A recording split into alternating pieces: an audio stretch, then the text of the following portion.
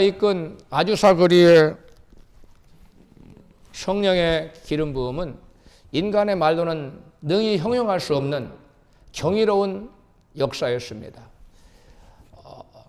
낡고 허술한 2층 목공소 흙바닥 위에 판자 의자가 몇 개 놓인 그 공간 자체는 너무나 초라했지만 그곳에 임하신 하나님의 성령의 임재는 실로 놀라웠습니다. 그들이 모여 기도할 때마다 하나님 임재가 방 안을 가득 그 예배드리는 예배장소 공간을 가득 채웠을 뿐만 아니라 사람들은 그곳에서 살아계신 하나님의 영광을 듬뿍 체험하게 되었습니다. 사람들은 그곳에서 갑자기 방언을 말하기 시작했고 통곡하기 시작했고 회개했고 또 어떤 사람 무릎 꿇고 막 입술에서 찬양이 막 넘쳐나기도 했습니다. 당시 목격자들은 예배당 안에는 아주 빈번하게 연기처럼 보이는 하얀 빛이 나는 안개가 아지랑이 같이 가득했다고 증언합니다. 어린아이들은 그 안개와 같고 아지랑이 같은 빛난 그것을 손으로 잡으려고 막 애들이 몰려다니면서 그것을 이리저리 뛰놀았다고 합니다. 그뿐만 아니라 그들이 예배할 때 그 성전 예배당 위에는 불이 나서 막 불길이 솟았는데 사람들은 이 자연적인 불인 줄 알고 소방서에 신고를 해서 소방차가 막 와서 불을 끌려고 하는데 아무리 해도 불이 안 꺼지는 거예요. 이거는 보통 불이 아니구나 하고 돌아갔어요. 또 막 사람들이 신고를 여기저기 또 왔어. 몇 차례 그런 일이 아주 빈번하게 발생했다고 합니다. 사람들은 이와 같은 초자연적인 현상을, 초자연적인 그 역사를 성령 하나님의 쉐키나 영광으로 이해했습니다. 하나님께서 예수 그리스도께서 십자가를 지고 피 흘려 죽게 하신 것은 이와 같은 성령 하나님의 쉐키나 영광으로 가득한 교회를 세워서 당신의 존재를 나타내시고 당신의 이름이 영광을 받으시기 위해서 예수 십자가 희생을 허락하신 것입니다. 그런데 시무 목사는 살아생전에 이와 같이 예언했다고 합니다. 우리가 경험한 이 성령의 역사는 늦은 비 성령의 역사의 그 맛보기에 불과하다. 장차 한 세기가 지나고 나면 이것보다 더 강력한 성령의 역사가 임할 것이다 라고 예언했다고 합니다. 그가 예언한 그 시간대는 바로 지금입니다. 그가 이와 같은 놀라운 성령 역사를 시작한 때는 1906년에 시작됐지만 한참 동안 그가 했기 때문에 지금 약 100년쯤 거의 됐을 거라고 생각이 됩니다. 그렇다면 왜 늦은 비 성령의 역사는 그가 예언한 대로 우리에게 왜 나타나지 않을까? 우리는 질문하지 않을 수 없습니다. 기독교 사학자들은 아주사 거리의 부흥은 요엘 선지자가 예언한 늦은 비 성령의 역사라고 해석하고 있습니다. 요엘 선지자는 일찍이 이른 비 성령과 늦은 비 성령을 이같이 예언한 바 있습니다. 요엘서 2장 23절입니다. 시작. 시온의 자녀들아 그가 너희를 위하여 비를 내리시되 이른 비를 너희에게 적당하게 주시리니 이른 비와 늦은 비가 전과 같을 것이라. 28절 그 위에다가 내 신을 만민에게 부어주리니 너희 자녀들이 장래일을 말할 것이며 너희 늙은이는 꿈을 꾸며 너희 젊은이는 이상을 볼 것이며. 이 말씀은 요엘 선지자가 장차 하나님 백성들에게 이른 비와 늦은 비 성령을 하나님께서 부어주실 것을 예언한 내용입니다. 요엘 선지자 예언은 초대교회의 이른 비 성령으로 임하셔서 성취되었습니다. 본문에 나타나죠. 사도행전 2장 1절로 4절에 같이 읽습니다. 시작. 오순절 날이 이미 이름에 저희가 다 같이 한 곳에 모였더니 호련히 하늘로부터 급하고 강한 바람 같은 소리가 있어 저희 앉은 온 집에 가득하며 혀에 불의 혀같이 갈라지는 것이 저희에게 보여 각 사람 위에 임하여 있더니 저희가 다 성령의 충만함을 받고 성령이 말하게 하심을 따라 다른 방언으로 말하기를 시작하니라. 아멘. 이 요엘 선지자가 예언한 이 예언이 바로 지금으로부터 약 2000년 전에 그 예루살렘에 바로 오순절 날에 혀에 불같이 막 혀처럼 막 불길이 막 그 혀로 표현했어요. 묘사했어요. 불같이 막 각 사람에게 막 임하여 있더라는 거예요. 이와 불같은 성령이 각 사람에게 임하심으로써 요엘 선지자의 예언이 바로 성취된 것입니다. 본문에 나타나는 오순절 성령 강림 사건은 단지 예루살렘 한 성 조그마한 한쪽 구석에 여러분 마가다락방에서 일어난 사건이 아닙니다. 대부분 설교하기를 또 성경 공부할 때 마가다락방에서 성령의 놀라운 오순절 사건이 발생했다고 말하는데 그것은 잘못된 해석입니다. 오늘 본문 5절과 8절에 보면 각국에서 유대인들이 한 자리에 여러분 몰려왔는데 그 사람들이 모두 다 수만 명에 해당하는 사람인데 베드로 그 제자들의 방언을 들었을 뿐만 아니라 베드로의 설교를 들었다는 거예요. 그리고 그날에 베드로의 설교를 듣고 회개하고 예수 믿기로 작정하고 세례를 받은 사람이 몇 명이었어요? 3,000명이요. 이것이 여러분 조그마한 마가다락방이 아무리 큰들 여러분 미니멈 그국에 나온 모든 사람이 다 세례를 받아 치더라도 여러분 3,000명이 그 방에 들어갈 수 있어요? 그건 있을 수 없는 일이에요. 해석이 불가능한 얘기입니다. 본문 사도행전 2장은 여러분 바로 마가다락방 그 한 집을 말하는 게 아니에요.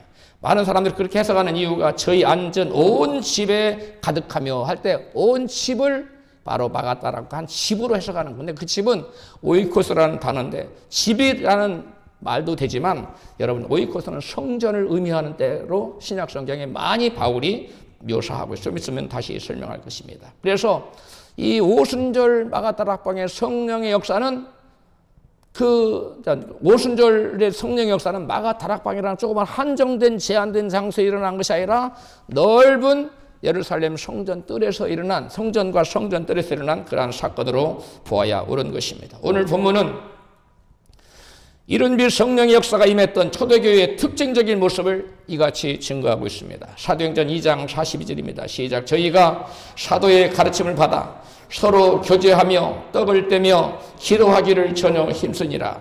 46절. 날마다 마음을 같이하여 성전에 모이기를 힘쓰고 집에서 떡을 떼며 기쁨과 순전한 마음으로 음식을 먹고 하나님을 찬미하며 또 온 백성에게 칭송을 받으니 주께서 구원받는 사람을 날마다 더하게 하시니라. 아멘. 여러분, 이 사도행전에 나타난 사도행전 2장에 나타난 오순절 성령의 역사를 통해서 초대교회의 모습을 볼 수 있고 그것을 통해서 우리는 어떻게 하여야 과연 이들이 어떤 상태였기 때문에 영적 상태였기 때문에 약속하신 성령을 받을 수 있었는가를 살펴보면서 우리도 늦은 빛 성령을 받으려면 과연 우리가 영적으로 어떠한 마음 상태로 준비되어야 하는지 그것을 본문을 중심으로 함께 살펴보기를 원합니다. 가장 우선적으로 초대교회는 날마다 성전에 모이기를 힘쓰는 교회였어요. 본문 사도행전 2장 46절입니다. 성경은 이른 빛 성령이 임한 초대교회의 특징적인 모습을 이같이 증거해요. 사도행전 2장 46절 시작. 날마다 마음을 같이하여 성전에 모이기를 힘쓰고 날마다 모이기를 힘썼어요. 어디에? 성전에. 날마다 모이기를 힘썼다는 거예요. 당시에는 여러분들이 이해해야 될 것 없이 예수 믿는 그 당시의 기독교인들은 두 곳에서 예배를 드렸습니다. 하나는 주일은 온 그 이스라엘 백성들이 어디에 모였냐면 예루살렘 성전에 가서 예배를 드렸어요. 오늘날로만 주일 대예배.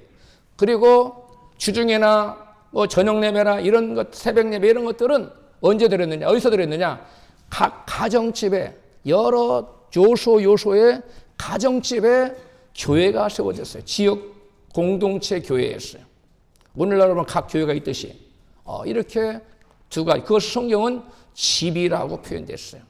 그래서 집은 일반 가정집을 의미하는 바가 아니에요.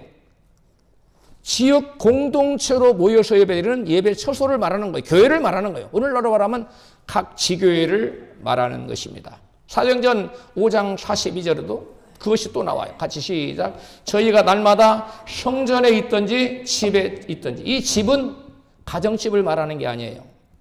교회가 세워진 일반 가정을 말합니다. 집을 말합니다.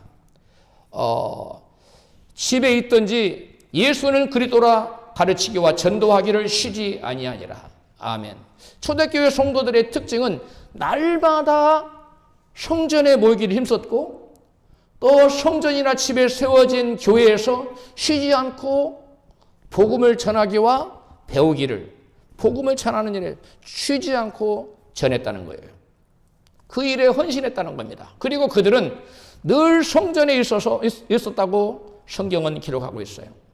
하나님을 찬송하며 예배하고 기도하면서 자신들을 하나님께 드렸다는 겁니다. 그러니까 그들의 삶의 주된 터전이 어디였냐면 성전과 교회가 차려진 집이었어요.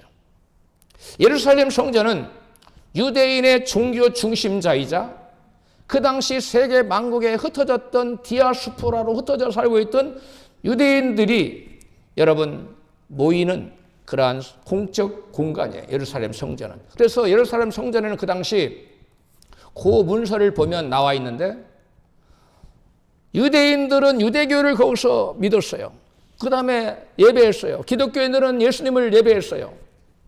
그런데 그들이 기독교인들을 믿지 못하게 하지 않았던 것은 그 당시에 초대교회 그 당시에는 기독교를 한 분파로 여겨졌다는 거예요. 그 유대교의 한 분파로 그들이 생각했다는 거예요. 그래서 성전에 가서 예배할 수 있었던 것입니다. 예루살렘 성전은 디아스포라로 세계 만국에 흩어져 있던 그 유대인들이 오순절 절기가 되면 수십만 명이 몰려드는 곳이었어요. 그리고 복음의 가장 적대적인 종교 권력의 중심지였습니다. 본문은 분명히 말씀합니다. 각국에서 온 수만 명의 유대인 순례자들이 한자리에서 제자들이 뭐 하는 걸 들었다고? 방언하는. 그러니까 조그마한 마가 다락방을 의미하는 게 아니에요. 세계 각지의 디아스포라로 흩어져 있던 유대인들이 모여왔어요. 그래서 그들이 같이 예배를 드리는데 바로 예수 믿는 사람들이 뭐 하는 것을 기도 중에 기도가 방언으로 바뀌었는데, 세계 각국에서 아까 우리가 본문 읽었잖아. 뭐 마게도니아, 뭐 유럽, 뭐 로마에서 오고 막 다 왔는데 자기 말로 알아들을 수 있도록 막 말을 하는 거예요. 그러니까 참 이상하다. 우리가 하나님의 큰 일을 하시는 것을 우리가 보는도다. 이와 같이 말했다는 거예요. 이러한 사실은, 이러한 오순절의 놀라운 성령의 이른빛 성령의 역사는 어느 마가다락방이라는 조그마한 공간에서 일어난 것이 아니라 예루살렘 성전에서 여러분 일어났다고 최근 학자들은 말하고 있습니다. 유대인들을 두려워하여 마가다락방에서 문을 걸어 잠그고 함께 모여있던 제자들에게 부활의 주님께서 나타나셨어요. 그리고 그들에게 이같이 말씀하십니다. 요한복음 20장 21절입니다. 시작. 예수께서 또 가라사대 너희에게 평강이 있을지어다. 아버지께 나를 보내신 것 같이 나도 너희를 보내노라. 이 말씀을 하시고 저희를 향하여 숨을 내쉬며 가라사대 성령을 받으라 하고 예수님이 숨을 내쉬면서 성령을 받으라고 말씀하셨어요. 유대인들을 두려워하여 방문을 잠그고 숨어있던 제자들이 부활의 주님을 만난 후에 오순절에 담대히 어디로 나갈 수 있었어요? 성전으로 나갈 수 있다고 우리는 볼 수 있습니다. 유대인의 명절인 오순절에는 유대인 성인 남자들은 누구를 막론하고 여자들은 제외하고 남자들은 성인 남자들은 모두 다 예루살렘 성전으로 가서 하나님을 예배해야 했기 때문에 제자들도 그곳에 갔던 것입니다. 뭐하러? 하나님을 예배하러. 유대인의 전통에 따라서 이스라엘의 3대 절기에는 반드시 성인 남자들은 그곳에 갔어야 했죠. 오순절도 그 절기 중에 하나예요. 그게 바로 구약성경에는 77절로 여러분 나와 있어요. 그런데 만국에 흩어져 있던 유대인들이 예루살렘 성전에 모여 하나님을 예배하는데 놀라운 일은 다른 어떤 무리들에게도 성령의 이른비 성령이 임하지 않고 예수 믿는 제자들에게만 이른비 성령이 임하여 그들을 혀를 주관하고 방언에 터지게 하고 찬송하게 하고 하나님을 높이는 놀라운 역사가 나타났다는 거예요. 누구와 하나님께서 함께 하셨다는 거예요? 바로 예수 믿는 제자들에게 주님께서 함께 하셔서 하나님의 살아계심을 나타내 보였다는 것입니다.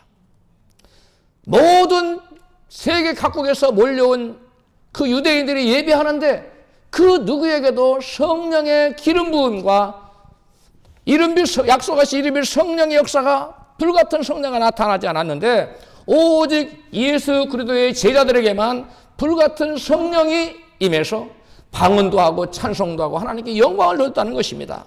이것이 바로 특별했다는 거예요. 로마 제국의 박해 시대에 그리스도인들은 지하 무덤, 카타콤이라고 하죠. 그 카타콤에 정기적으로 모여서 새벽이나 한밤중에 목숨을 걸고 예배를 드렸습니다.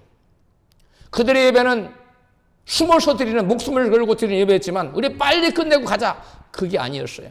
오랜 시간 밤새도록 아니면 오전 내내 새벽부터 아침이 될 때까지 오랜 시간 하나님을 예배했어요. 그들의 예배는 성찬과 말씀과 기도가 중심이었고 그들은 가능하면 가능하면 모이자라고 말하지 않고 죽더라도 모이자라고 말했어요. 따라합시다. 가능하면 모이자가 아니라 뭐하도록 뭐하자? 죽더라도 모이자. 이게 바로 초대교회의 하나님을 예배하는 자들의 모습이었어요. 그들의 사고였어요. 그럼 오늘날은 초대교회 성도들은 모이지 않으면 죽는다고 생각했는데 오늘날 현대교회는 모이지 않아도 살 수 있다고 생각하는 것이 큰 문제입니다. 초대교회 사람들은 모이지 않으면 죽는다 라고 생각했어요. 그게 그들의 믿음이었어요. 그런데 오늘날 현대교회인들은 안 모여도 안 죽어. 안 모여도 살 수 있어. 이것이 바로 현대교회가 무력화되고 현대교회의 성령께서 역사하실 수 없고 현대교회의 성령 하나님이 나타나실 수 없는 현대교회의 이 늦은 비 성령을 부을 수 없는 그러한 영적 모습을 보여주고 있는 것입니다. 여러분, 우리는 모이지 않으면 죽습니다. 우리는 모이기에 힘써야 됩니다. 할렐루야. 뭘 걸고 모이기에 힘써야 돼요? 목숨을 걸고 초대교회 성도들처럼 여러분 하나님을 예배하는 자리에 나와야 돼요. 하나님 왜 오순절 때에 유대인들에게는 이른비 성령을 부어주고 지금으로 100년 전에 100여 년 전에 이 시므온 목사가 이끄는 아주사 거리의 교회에는 늦은비 성령을 부어주는데 왜 우리에게는 부어주지 않으세요? 그들과 우리의 자세가 마음 자세가 다르다는 거예요. 그들은 죽어도 모이자 했는데 우리는 가능하면 모이자라고 말해요. 그들은 모이지 않으면 죽는다라고 생각했는데 우리는 현대교인들은 안 모여도 괜찮아. 안 모여도 능히 살 수 있어라고 생각하기 때문에 그들에게 임했던 이른비 성령과 늦은비 성령이 오늘 우리에게 임하지 않고 있는 것입니다. 우리는 마음의 자세를 바꿔야 돼요. 우리가 하나님을 바라보는 그 태도를 바꿔야 돼요. 여러분, 18세기에 존 웨슬리에서 대각성운동이 영국에 일어나서 영국의 수많은 술집들이 문을 닫고 퇴폐 향락업소가 다 문을 닫고 영국 사회가 뒤집어졌어요. 그런 대각성운동이 일어났는데 여러분, 그것은 조그만한 웨슬리가 주도한 소그룹 미팅에서 시작됐어요. 우리가 말씀을 묵상하고 말씀에 묵상된 대로 우리가 한번 살아보자 하고 소그룹이 모여서 하나님을 예배하는 데 시작해서 하나님께서 그들에게 임하신 거예요. 그들의 영향력이 영국을 뒤집어 놨어요. 그리고 세계에 감리교가 탄생해서 여러분 성령의 불을 전하는 그러한 놀라운 역사가 나타난 것입니다. 여러분, 웨슬리는 같이 말했습니다. 설교는 사람을 일깨우지만 소그룹은 사람을 변화시킨다. 말씀을 들으면 우리는 깨달음을 받을 수 있어요. 그러나 말씀을 듣는 것만으로는 쉽게 변화되지 않습니다. 그래서 초대교회는 예루살렘 성전에서 말씀이 선포되고 그것이 주 사역이었어요. 그러나 집에 세워진 각 예배 처소에서 조그마한 교회들에서 여러분 성찬을 겸한 예배가 진행되었고 그곳에서 여러분 삶을 나누는 깊은 교제가 있었어요. 그 삶을 나누는 깊은 교제 가운데 변화의 역사가 나타났더라고요. 그래서 초대교회인들은 그 수많은 그 어려움 가운데서도 그들은 어둠 가운데 빛을 발하는 삶을 살았어요. 로마의 그 성적으로 피폐해져서 퇴폐 문화가 창궐하던 그 시대에 남편들은 군인으로 다 전쟁하러 원장 나가면 부인들은 다 바람을 피웠어요. 그러한 시대에 오직 그리스도인 처녀들만은 그러지 않았어요. 그래서 로마의 원로들은 자기 자녀들, 며느들이 바람 피우는 걸 더 이상 보지 못하고 결국 카타콤에 숨어 있는 예수 믿는 자매들을 불러다가 자기의 며느리를 삼았고 그들이 자녀를 낳아서 말씀을 가르치고 성경을 가르치고 성령 받게 해서 그들이 자라나서 미국이 아니라 로마의 원로가 됐어요. 정치의 상층부를 장악하게 됐어요. 그래서 로마는 결국 AD 300 몇 년입니까? 8년입니까? 그때 여러분 뒤집어지고 맙니다. 여러분 그들은 끊임없이 모였어요. 그리고 교제했어요. 삶을 나눴어요. 이 교제가 우리의 삶을 변화시킨다는 거예요. 말씀을 듣고 깨닫기만 하면 뭐합니까? 행동으로 옮기지 못하는데 깨닫지를 못한 자신을 들여다보지 못하는 거예요. 여러분 그래서 소그룹 모임으로 셀 모임으로 또 그룹 모임으로 여러분 모여서 대화하며 서로를 격려하고 붙들어주고 할 때 우리는 웨슬리가 말한 것처럼 설교는 사람을 일깨우지만 소그룹은 사람을 변화시키는 여러분 예수 이름으로 성령의 능력으로 변화되기를 원하십니까? 그렇다면 소그룹으로 모여야 돼요. 주일 예배 나 끝났어 이제 가면 돼 이게 아니라 모여서 이 소그룹으로 모일 때 여러분의 심령이 자라나고 하나님의 형상이 여러분에게 덧입혀지고 세상에 빛을 발하는 진정한 그리스도인으로 온전히 거듭나게 될 줄로 믿습니다. 할렐루야. 110년 전에 아주사 거리의 이른비 성령의 역사는 모이기를 멈출 수 없었던 교회의 샘플이었습니다. 그들은 초대교회 성도들처럼 날마다 하루 종일 예배를 드렸으며 공식 예배 종료 시간이 없었어요. 사람들은 또 직장에 갔다가 일터에 나갔다가 다시 퇴근 후에 다시 모였습니다. 기록에 자세히 나와 있어요. 우리는 시간이 없어서 모이지 않는 것인지 아니면 우선순위가 바뀌어서 모이지 않는 것인지 자신을 냉철하게 바라보아야 합니다. 모이기 힘쓰지 않고 늦은 빛 성령을 받기를 기대하는 것은 어불성설입니다. 여러분 늦은 빛 성령을 받지 않고는 주님을 맞을 수가 없습니다. 늦은 빛 성령을 받아야 우리가 마지막 때에 이 어둠 가운데 죽어가는 수많은 영혼들을 주님께로 인도할 수 있는 줄로 믿습니다. 우리가 어둠에 처한 자들을 주님께 인도하려면 내 능력으로 안 돼요. 성령의 능력으로 가능합니다. 그런데 이 성령의 능력은 이 마지막 때에 늦은 빛 성령을 받을 때 여러분 하나님의 성령의 능력이 임한 줄로 믿습니다. 할렐루야. 초대교회는 성령 때문에 기쁨으로 자원하여 모였습니다. 그런데 현대교회는 의무감 때문에 하나님 예배하지 않으면 하나님 믿지 않으면 지옥 갈 것 같으니까 어쩔 수 없이 일주일에 한 번 교회 나오는 것으로 겨우겨우 신앙의 명맥을 유지하고 있지는 않습니까? 우리는 우리 자신을 잘 들여다봐야 돼요. 다음입니다. 초대교회는 예배와 양육과 교제에 힘쓰는 교회였어요. 초대교회는 예루살렘 성전에 모이기를 힘쓸 뿐만 아니라 각 집이라고 표현된 각 지역교회에 모여서 하나님 예배하고 성찬에 떡을 떼고 교제에 힘쓰는 교회였어요. 그들은 모일 때마다 예배할 때마다 항상 뭘 뗐냐면 성찬을 뗐어요. 왜냐? 주님이 나를 위해 죽으시고 나를 위해 부활하신 그 사건을 예수님이 기념하라고 했기 때문에 예배 때마다 여러분 성찬식을 오늘날도 현대 교회 중에도 많은 교회들이, 적지 않은 교회들이 매주마다 성찬식을 거행하는 교회도 있습니다. 그런 교회가 옳고 그렇지 않은 교회, 그러다는 말을 하는 게 아니에요. 초대교회는 매번 모여서 뭘 뗐다고요? 예배를 드린 후에 성찬의 떡을 뗐다는 거예요. 성찬의 떡을 떼면서 당신과 나는 뭐다? 하나라는 것을 항상 확인했어. 하나의 떡, 우리는 예수께 하나를 붙든 예수로 연합된 자가 하나라는 공동체 의식을 가져. 그들의 성찬 떡을 뗐대. 우리는 성찬식이 나눠져 있지만 그들은 떡을 하나를 가지고 그걸 떼먹었어요. 그게 성찬의 떡이었어. 하나라는 공동체 의식을 가르쳐 일깨워주는 것이 성찬 예식이었어요. 그리고 그들은 교제했습니다. 사도행전 2장 42절 본문에 그 모습이 나옵니다. 시작. 저희가 사도의 가르침 받아 서로 교제하며 떡을 떼며 기도하기를 전혀 힘쓰니라. 아멘. 여러분 여기서 떡을 떼매라는 말이 뭘까요?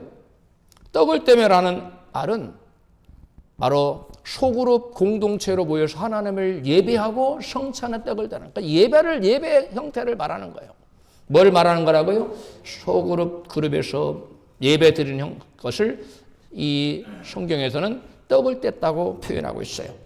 예루살렘 성전에서는 전 공동체 예배가 있었고, 집이라고 표현된 이 지역교회에서는 초그룹 예배와 성찬의 떡을 떼면서 삶을 깊이 서로가 나누는 뭐가 있었어요? 교제가 있었다는 것입니다. 사도행전 2장 42절에는 교회를 세우는 4개의 기둥이 나옵니다. 하나는 사도의 가르침, 그 다음에 교제, 그 다음에 떡을 떼는 거, 기도가 바로 그것입니다.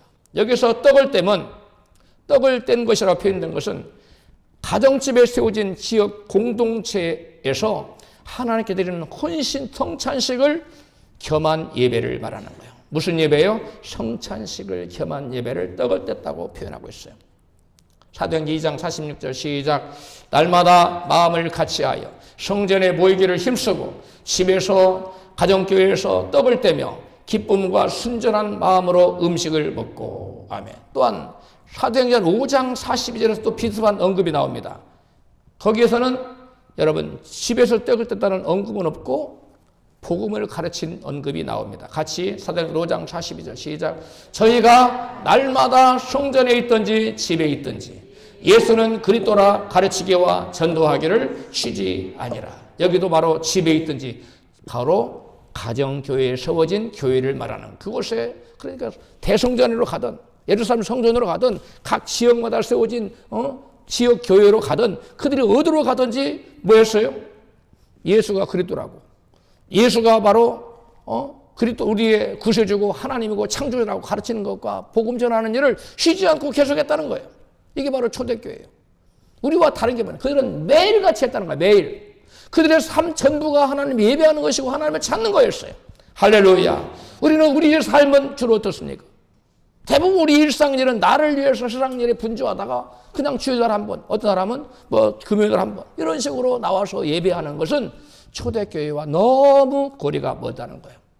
초대교회에 약속하신 성령, 이른비 성령에 부어질 수 있었던 것은 날마다 모에 힘쓰고 날마다 기도에 힘쓰고 날마다 예배하고 날마다 성전에 떡을 떼고 날마다 교제하는 가운데 그리스도의 공동체가 아름답게 여러분 세워져 나가는 그곳에 요엘 선지자가 약속하신, 아버지 약속하신 성령의 이른비 성령의 역사가 그들에게 임했다는 거예요. 오늘 우리는 지금 늦은비 성령님을 기다리고 있어요. 늦은비 성령의 불을 받기를 기다리고 있는데, 여러분 그러려면 우리에게 샘플로 보여준 이 초대교회처럼 날마다 하나님 예배하기 위해서 모여야 돼요. 아멘들을 안 하시네. 날마다 여러분 아침에 나올 수 있는 분은 아침에 나오고, 새벽에 나올 수 있는 분은 새벽에 나오고, 저녁에 나올 분은 저녁에 나오고, 밤중에 나올 분들은 밤중에 나오고, 여러분 날마다 찾아야 돼요. 동탄에 있는 어느 교회에 제가 가봤는데 그 교회는 주중 예배를 싹 없앴어요. 그리고 새벽 예배도 없앴어요. 그거 물어봤어요. 왜 없앴느냐? 그랬더니 날마다 성도들이 교회에 나와야 된다는 거예요. 새벽 예배를 드리면 새벽 예배에 나올 수 있는 사람만 나오고 안 나올 사람 안 나온다는 거예요. 각각 시간이 다른데, 그래서 그 교회는 하루 종일 교회 음악을 틀어놓고 자기 맞는 시간엔 모든 사람이 매일 교회 나오라고 권면하고 있어요. 왜 그래요? 우리가 하나님과 관계를 가까이 해야 됩니다. 할렐루야. 우리의 모든 시간을 다 나를 위해 쓰고 난 다음에 하나님 걸 찾는 것이 아니라 먼저 하나님을 찾는데 우선할 때 너희가 대접을 받고자 하는 대로 남을 대접하라고. 우리가 하나님께 여러분 어떤 대접을 받고 싶습니까? 하나님이 저와 여러분을 존귀하게 대접해 주기를 원하십니까? 아니면 하찮게 별볼 여러분 자로 여러분 대접해 주기를 원합니까? 존귀한 자로 여러분 대접해 주기를 원치 않습니까? 그렇다고 우리는 하나님을 존귀하게 귀하게 그분을 섬기고 높여드려야 돼요. 제 동기 목사님이 이명박 전 대통령 시절에 청와대에 조찬기도회 초청을 저한테 와서 자랑을 하더라고요. 제가 이래봐도 조찬기도회에 가서 예배를 드린 사람이라고. 그러면서 무슨 얘기를 하냐면 대통령이 오신다고 들어오시는데 여러분 대통령 맞을 준비를 하고 2시간 전부터 묵상 기도를 하라고 그러더래요. 2시간. 여러분 일국의 대통령을 만나는데도 2시간 전에 나와서 준비된 마음으로 대통령 맞을 준비를 하라고 한다면 만왕의 왕이시고 만주의 주가 되신 하나님께 나오는데 여러분 늦게 나와서 되겠어요? 대통령만 또 만왕의 왕이시고 만주의 주시며 인간의 생사와 복을 절대적으로 주셔 가르치는 하나님 앞에 우리가 어떤 마음으로 마음가짐으로 주님을 예배하러 나오느냐 이것은 너무나 중요한 거예요. 주님 앞에 나올 때 여러분 온 전심을 다해 그분을 사모하는 마음으로 천지를 지으신 만왕의 왕 만주의 주를 예배하러 나올 때 여러분 일찍 오셔야 돼요. 우리 교회는 예배 전에 30분 전에 통성으로 20분 동안 기도하는데 그리고 10분 동안 한 7, 8분 동안 찬양하고 회개 기도하고 예배를 시작하는데 여러분 30분 전에 나와서 여러분 기도로 준비하기를 강력히 제가 여러분한테 권하지만 정 그러지 못한 분은 난 도저히 그렇게 불가능하다. 그러면 여러분 10분 전에 찬양할 때 10분 전에 찬양으로 예배를 준비할 때는 나오셔야 돼요. 할렐루야. 이게 여러분 주님을 맞을 수 있는 마음의 기본적인 자세입니다. 여러분 회장님 만나러 갈 때 회장님하고 약속이 있어요. 갈 때 여러분 시간 딱 맞춰서 갑니까? 한 5분이나 10분 늦게 갑니까? 아니면 시간 사장님 먼저 딱 회장님 앉아 있는데 그때 나갑니까? 아니죠. 회사 회장이 자기의 지위를 결정할 수 있는 사람이기 때문에 늦는 사람 거의 없어요. 혹여나 교통체증이 일어날까 봐 1시간 30분 전에 기다리죠. 그러면 만주의 주의 만왕의 왕인 하나님이 이렇게 회사의 회장이나 사장만 또 못하단 말입니까? 그렇지 않잖아요. 우리가 하나님을 그렇게 우습게 생각하면 안 돼요. 너무나 많은 사람들이 하나님을 너무나 우습게 생각해요. 그러면서 하나님의 성령을 사모한다고 말해요. 이것이 바로 현대 교회의 고질적인 질병입니다. 그러고서는 성령께서 그 사람에게 임할 수 없어요. 주님 오실 날 그 사람이 어떻게 하늘로 올라갑니까? 그때 되면 내가 달라지지요. 천만의 말씀이에요. 이 시대는 날로 날로 어두워지고 있어요. 이 시대는 날로 날로 성령의 역사는 사라지고 있어요. 사람들의 신앙은 날로 날로 식어지고 있어요. 여러분 지금 right now 지금 우리가 우리를 돌이키지 않으면 여러분 주님 맞을 수 없어요. 여러분 초대교회처럼 돌아가야 됩니다. 말로만이 아니라 우리의 생각과 말과 행동이 초대교회처럼 돌아갈 때 하나님의 놀라운 쇠키와 영광이 성령의 역사가 우리에게 나타날 줄로 믿습니다. 또한 초대교회는 기도에 전심전력하는 교회였어요. 본문 사도행전 2장 40절입니다. 시작. 저희가 사도의 가르침을 받아 서로 교제하며 떡을 떼며 기도하기를 전혀 힘쓰니라. 뭐 했다고요? 기도하기를 전혀 힘쓰니라. 오로지 기도에 전심전력했다는 이게 초대교회의 모습이에요. 유대인의 역사가 유대인의 가장 위대한 역사가라고 말하는 요세푸스는 초대교회 유대인들은 이른 아침에 그리고 제9시 오후 3시에 그리고 해질 무렵 이렇게 세 번의 기도 시간을 가졌다고 그는 그의 역사 저서에 기록해 놨어요. 초대교회는 하루에 3번씩 모여서 마음을 아파하여 전심전력으로 기도하기를 힘쓰는 교회였다는 것입니다. 누가는 더불어 마음을 같이하여 오로지 기도에 힘쓰더라고 사도행전 1장 4절에 증거하고 있어요. 교회사적 패턴을 보면 모든 성령의 대각성 운동 전에는 반드시 길고 고독한 기도의 기다림의 시간이 있었습니다. 영국의 대각성 운동을 이끌었던 존 웨슬리는 매일같이 새벽 4시에 일어나서 몇 시간씩 기도했던 사람이에요. 18세기 영국 대각성 운동의 최고 신학적 해석자이자 영성의 최고봉으로 인정받는 조나단 웨드웨드는 하루에 몇 시간씩 기도한 사람이에요. 그가 95세의 노구에 지옥을 향한 그 설교를 할 때 성도들이 조그마한 저처럼 소리를 높인 것도 조그만 힘이 없기 때문에 연세가 드셔서 원고를 읽었는데 다 나둥글고 통곡하고 무릎 꿇고 난리가 났어요. 야, 내가 이러다가 지옥 가겠구나. 그분이 여러분 이렇게 신앙생활하면 여러분 지옥 간다고 설교할 때 사람들이 무서워서 막 통곡을 하고 뒹굴었다는 거예요. 왜 그래요? 왜 그 같은 역사가 나타나요? 여러분 수없는 오랜 동안의 기도에 열중한 사람이었기 때문에 그래요. 여러분 한국교회도 1907년 장대현 교회 길손주 장로님이 공개 회개 기도 후에 막 통의 기도가 일어났어요. 그리고 그의 한국교회에 강력한 성령의 불이 임했습니다. 바울은 당대의 최고의 석학이었습니다. 그러나 그는 자신의 능력이 아닌 성령의 능력으로 하나님 주신 사명을 감당하기를 원했습니다. 고린도전서 2장 4절입니다. 시작. 내 말과 내 전도함이 지혜의 권한을 말로 하지 아니하고 다만 성령의 나타남과 능력으로 하여 너희 믿음이 사람의 지혜에 있지 아니하고 다만 하나님의 능력에 있게 하려 하였노라. 바울은 여러분 지식이 많은 사람이에요. 학문이 깊은 사람이에요. 얼마든 지혜롭게 말할 수 있어요. 그러나 바울은 인간의 사람의 지혜와 사람의 능력으로 말씀 증거하고 복음 전하기를 원치 않고 누구의 능력으로? 성령의 나타남으로 성령의 능력으로 여러분 말씀 증거하고 사명을 감당하기를 원했다는 거예요. 우리가 마지막 시대의 사명을 감당하려면 내 힘만으로는 절대적으로 불가능합니다. 우리는 그래서 성령의 늦은 비 성령의 불을 받아야 됩니다. 할렐루야.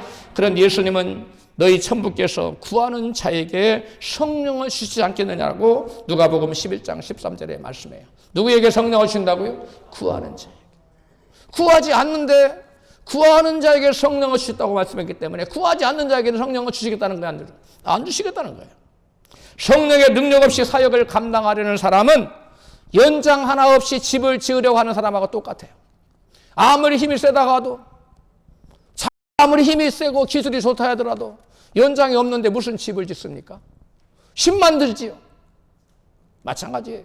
우리가 하나님께 쓰임받고 하나님께 복을 받으려면 여러분 성령으로 말미암지 않고는 불가능해요. 성령을 사모하시기를 축복합니다. 무디가 시카고에 자기 본교에 불이 났어요. 다 태워졌어요. 그러고 나서 여행차 영국에 그 여행을 갔습니다. 여행을 갔을 때 뜻하지 않게 어느 한 영국 런던 북쪽에 있는 어느 한 조그마한 교회에서 조그마한 중견 교회죠. 몇천 명 이렇게 모이는 교회니까 주일 설교를 해달라고 부탁을 받았어요. 그래서 주일 설교를 했는데 준비도 없이 갔기 때문에 기도도 준비 안 되고 말씀 가서 설교를 하긴 했는데 아무런 은혜를 끼치지 못해 겨우 진땀을 빼고 설교를 마쳤어요. 그리고 담임 목사님만 찾아가서 주일 설교, 오전 설교를 했는데 저녁 설교는 못 하겠다고, 안 하겠다고 이렇게 말했어요. 그랬더니 담임 목사님이 절대로 안 된다고, 반드시 저녁 설교를 해야 된다고 이렇게 해서 할 수 없이 주일 저녁 설교를 할 수밖에 없었어요. 그래서 이제 주일 저녁에 설교를 시작하는데 너무나 무거운 마음으로 왜 오전에 죽 썼으니까 오전 예배에 저녁에도 또 죽을 쓰겠거니 하고 이제 단에 섰어요. 단에 서서 설교를 시작하는데 저녁 설교 시간에 보이지 않는 성령의 강력한 능력이 성도들에게 막 쫙 임하는 것을 여러분 눈으로 확인됐어요. 볼 수가 있었어요. 그래서 설교를 딱 마치고 결신자 초청을 해야 되겠다는 감동이 일어나서 주님을 영접할 분들은 이 자리에서 일어나라고 결신 초청을 했어요. 근데 그 자리에 사람들이 500명도 넘는 사람들이 막 일어났어요. 무디가 당황을 해가지고 진정 주님을 영접하기를 원하는 분들은 지금 말고 지금 안 할 거니까 오후 예배 후에 교육관으로 나오라고 했어요. 그러자 교육관에 들어간 사람들이 아까 오전에 이런 사람보다 더 많은 사람이 교육관 들어가는 거예요. 주님 영접하겠다고. 그래서 무디가 가서 물어봤어요. 여러분 진짜로 정말 예수님을 주님으로 영접하기를 원하고 다시 물었더니 진짜 그렇다는 거예요. 무디가 너무 당황했어요. 이해가 안 가는 거예요. 그래서 그러면 오늘 안 하고 내일 할 테니까 내일 오늘 주일이에요. 내일 할 테니까 정말 주님을 영접하기를 원하시는 분은 초청하기를 원하시면 내일 오시라고. 그리고 D.L. 무디는 아일랜드로 영국 옆에 아일랜드로 가버렸어요. 아일랜드로 가버렸는데 놀라운 것은 그 주일 밤에 나온 그 사람들보다 훨씬 더 많은 사람들이 평일날, 월요일날 다 막 결신하겠다고 찾아온 거예요. 그리고 담임 목사님이 깜짝 놀래가지고 아일랜드로 간 무디 목사님에게 급전을 쳤어요. 빨리 돌아오시 않으면 지금 놀라운 부흥이 일어났다고. 와서 도와주시라고. 그래서 D.L. 무디 목사님이 할 수 없이 다시 그 본교로 들어와서 집회를 인도합니다. 그런데 폭발적인 성령의 역사가 나타나요. 교회가 뒤집어져 버린 거예요. 그래서 그 영국의 수많은 교회들이 여기서도 막 집회를 인도한다. 그때부터 D.L. 무디가 세계적인 부흥사로 거듭나 버립니다. 여러분, 무디가 오전 예배 때는 아무런 일도 없는 맹숭맹숭한 죽순을 설교를 했는데 저녁에는 사람들이 막 결신을 하고 뒤집어지고 성령의 강한 임재가 나타나고 도대체 왜 그래요? 주일 저녁에 무슨 일이 있었길래? 나중에 안 사실인데 그 교회에 두 자매가 다니고 있었는데 언니는 그날따라 몸이 아파서 교회를 나가지 못했어요. 침대에서 꼼짝없이 누워 있었어요. 주일 아침 설교를 듣고 온 동생이 언니에게 오늘 오전에 미국 시카고에서 오신 무디 목사님 설교를 하셨다고 이렇게 알려줬어요. 그러자 언니가 소스라치게 놀랐습니다. 아니 진짜 무디 목사님 오셨냐? 그렇다. 내가 그렇다면 내가 오전부터 금식을 하면서 그분을 위해서 기도할 건데 이렇게 말해요. 이 자매가 어떤 자매냐? 오래전부터 이 무디 목사님을 사모해서 이 무디 목사님이 우리 교회에 와서 집회를 좀 인도하게 해달라고 간절히 기도를 해왔는데 자기 기도가 응답이 돼버린 거예요. 설마 미국에서 영국까지 날아와서 그것도 저 북쪽에 있는 대단한 교회도 아닌데 와서 집회를 할까 생각했지만 믿음으로 기도를 했더니 무디 목사 직접 와서 설교를 했다는 거예요. 그 얘기를 듣고 그러면 내가 지금부터 저녁 설교를 위해서 기도해야 되겠다 하고 금식을 하면서 아픈 몸에 금식을 하면서 간절히 무디 목사님 설교를 위해서 기도했다는 거예요. 여러분, 하나님께서는 병상에 누워있던 한 자매가 금식까지 하면서 전심전력하여 중심을 다하여 기도를 드리자 우리 하나님 들으시고 역사하시는 것을 여러분 믿으십시오. 여러분, 이와 같이 한 자매가 금식까지 해가면서 강력하게 기도할 때 그 목사님에게 하나님께 성령의 기름을 부으셔서 그 목사님을 통해서 수많은 영혼들이 회개하고 주님 영접하고 주님께 돌아오는 놀라운 역사가 있었다는 거예요. 여러분, 기도는 만사를 변화시킵니다. 기도는 성령님으로 하여금 활동하게 역사하시게 만듭니다. 할렐루야. 여러분, 내가 기도 없이 성령님 오시옵소서 아무리 마음에 소원해도 기도하지 않는 사람에게는 성령께서 결코 임할 수가 없는 것입니다. 마지막입니다. 마지막으로 초대교회는 말씀과 기도로 변화되어 칭찬받는 교회였어요. 오순절 이른비 성령을 받은 초대교회는 말씀과 기도로 변화되어서 세상의 빛과 소금 역할을 감당하여 칭송받는 교회였습니다. 초대교회는 이기적이지 않았고 또 탐욕스럽지 않았습니다. 그리고 고난 속에서도 기쁨을 잃지 않는 교회였어요. 그래서 본문은 말합니다. 온 백성에게 칭송을 받으니 주께서 구원받는 사람을 날마다 더하게 하시니라. 사도행전 본문 20장 47절에 그들은 세상 사람들로부터 칭송받는 교회였어요. 칭찬받는 교회였어요. 오늘날 한국 교회는 어떻습니까? 세상 사람들로부터 지탄의 대상입니다. 저들은 너무 이기적이고 탐욕스럽고 자기들만 밖에 모르는 사람이라고. 왜 그렇습니까? 성령이 역사하지 않기 때문에, 그 마음속에 이기심으로 가득 찼기 때문에 세상에 빛이 되지 못하는 거예요. 소금이 되지 못하는 거예요. 그래서 세상 사람들에게 칭송과 칭송의 대상이 아니라 비난의 대상, 조롱의 대상으로 전락하고 만 것입니다. 로마의 유명한 역사가 폴리니는 초대교회를 이렇게 보고했습니다. 그들은 서로 형제라 부르며 도덕적으로 흠잡을 데가 없다. 이게 바로 로마의 역사가가 예수 믿는 기독교인들을 보고 평가한 말이에요. 그들은 서로 형제처럼 지냈다는 거예요. 그리고 도덕적으로 흠잡을 데가 없다는 거예요. 오늘날 한국교회는 무슨 사건 터지면 목사가 튀쳐나오고 장로가 튀쳐나오고 권사가 튀쳐나와요. 성령이 역사하지 않는 교회, 내 힘으로 신앙생활하는 교회는 세상에 칭찬과 존경과 경외의 대상이 아니라 조롱과 비난과 여러분 웃음거리의 대상이 되는 것입니다. 아주사 부흥 이후에도 부흥을 경험한 지역의 범죄율이 LA에 현저하게 줄어들었다는 거예요. 그리고 가정폭력이 아주 현격하게 줄었다는 기록이 남아 있습니다. 미국에 나온 최고 영상가 조나단 에드워드는 부흥의 진위를 판단하는 기준은 얼마나 강한 체험이 있었는가, 그것이 아니라는 거예요. 그는 이렇게 말합니다. 참된 성령의 역사는 사람을 그리스도께 더 이끌고 죄를 미워하게 하며 거룩한 순종의 열매를 맺게 한다라고 말했어요. 여러분, 진짜 성령 받은 사람은요, 이기적으로 살지 않아요. 죄를 범하며 물 먹듯 죄를 짓고 살지 않아요. 거룩한 열매를 맺고 산다는 거예요. 에드워즈의 기준에 따르면 체험이 크면서도, 성령의 체험이 강렬하면서도 겸손이 깊어지고 감정이 뜨거우면서도 삶이 거룩해진다면 그것은 참된 성령의 역사라는 것입니다. 조나단 에드워즈는 성령의 역사가 강할수록 사람은 더 특별해지는 것이 아니라 더 거룩해지고 더 낮아진다는 것, 그리고 삶의 열매가 있다는 것입니다.